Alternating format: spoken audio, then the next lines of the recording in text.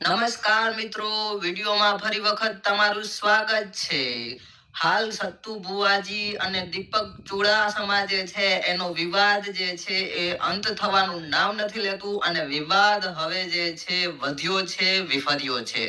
કારણ કે સત્તુ બુઆજી ઉપર કેસ થયા છે, એક નહીં પરંતુ બે કેસ થયા હોય એવું સામે આવી રહ્યું છે.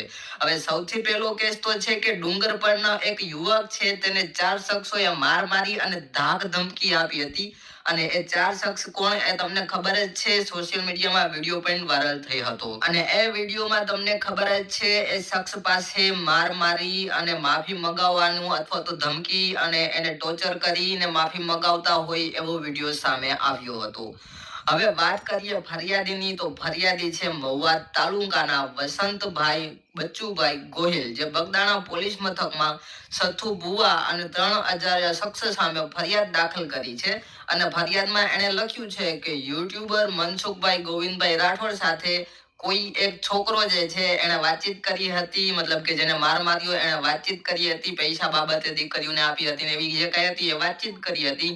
અને એ વાતચીતનો ઓડિયો જે છે એ મનસુખભાઈએ એમની યુટ્યુબ ચેનલ ઉપર મૂક્યો હતો, જેની દાજ રાખી હતી સતુ બુઆજી અને બીજા 3 શખ્સોએ. અને એ દાજ રાખી અને ઢીકા પાટું માર મારી અને ફરી વખત અમારા વિશે આવી રીતે ઓડિયો કે વિડીયો વાયરલ નહીં કરવાનો ને અમારા વિશે કાંઈ નહીં બોલવાનું એવી રીતે જે છે ધાક ધમકી આપી હતી, જેના લીધે પોલીસ મથક જે છે એમાં ગુનો દાખલ થયો છે. અને બીજી ફરિયાદની વાત કરીએ મિત્રો, તો બીજી ફરિયાદ જે છે એ દીપક ચુડાસમા જે છે એને કરી છે. તમને ખબર જ છે હાલ સત્તુ બુઆજી અને દીપક ચુડાસમાનો બીજો ઓડિયો વાયરલ થઈ રહ્યો છે.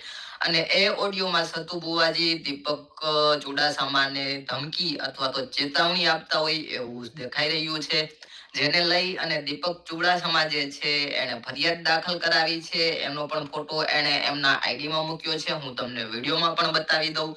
તો હવે જોવાનું એમ છે કે પોલીસ જે છે આમાં શું એક્શન લે છે, કોને સજા કરે છે અને એક્શન લે છે કે નથી લેતી એ બધું હવે આગળ જોવા મળશે. બાકી આ મેટરમાં તમને શું લાગે છે કે આ મેટરમાં આગળ શું આ મેટરનો હાલ થશે, શું આ વિવાદ પતશે કે પછી આ વિવાદ વધારે વિફરશે?